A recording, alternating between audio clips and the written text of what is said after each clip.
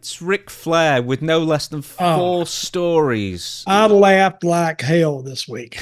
I'm glad you did, because we're going to go on the most innocuous of the stories first. So there's a new documentary coming out featuring a host of WCW types discussing why World Championship Wrestling died out. And it's like the mystery of why WCW died, and somehow it's still a mystery to somebody, because I was watching WCW every week, and it was dog shit. It was some of the worst TV in history, not even wrestling, just the worst TV in 2000. It was awful. Anyway, Ric Flair tweeted out, and rightly so, quite frankly, his being offended that he was never asked to be interviewed for the documentary. And he was, along with Sting, probably Mr. WCW. I don't understand how you can't interview him and call yourself a proper documentary, essentially, on WCW. Anyway, so it doesn't matter. This is going on the back. It was the on-screen presentation that was awful. And here's what Ric Flair quoted. As usual, more bullshit. No interview with Ric Flair, who was WCW, and who made everyone there for 20 years, run by the same people who killed the company. How embarrassing. A documentary about WCW without me. And according to Eric Bischoff, I was the greatest WCW wrestler, and I made everyone in the company as there wouldn't be anyone without me. Diamonds are forever, and so is Ric Flair. Which he's right, for the most part. I mean, in the ring, he made so many people. But anyway, very quickly, before we go on to the next thing, why do you think WCW died? Well, mismanagement. They didn't know how to book it either. When it went to the people at TBS, it just, other than that 83 weeks that Bischoff got out of it, and then it went to hell. It went straight into the toilet. But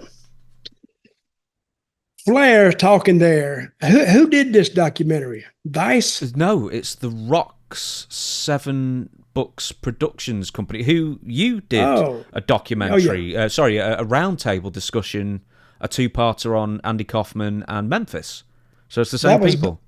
But that was Vice, though. It was on Vice, but it was 7 Books Productions company, though, wasn't it, that produced it? Mm-hmm.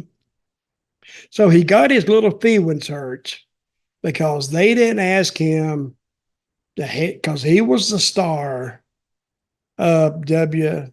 Mm-hmm. My God, come on, Rick. They didn't ask you. How much money was he wanting? I wonder if they even asked him, because I know Eric Bischoff was invited and Vince Russo talks on it, and I don't think either of them are big fans of Ric Flair and vice versa, so maybe they didn't want Ric Flair's version. Who knows?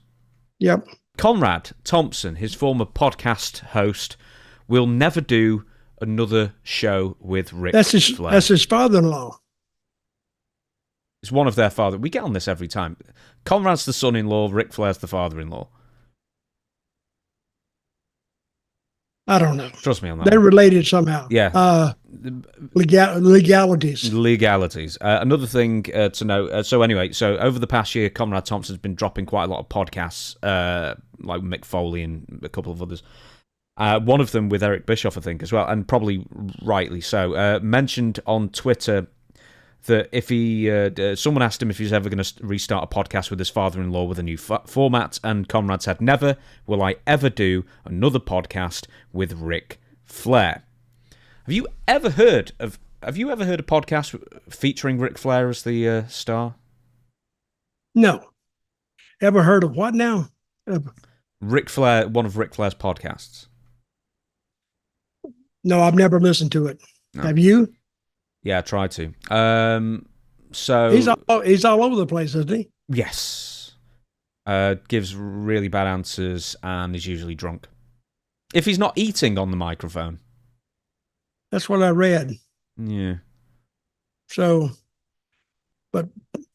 Conrad Thompson said he'll never do another podcast with him. Yeah, imagine like your own son-in-law will publicly say, "I will never ever work with him again." How bad can one person be?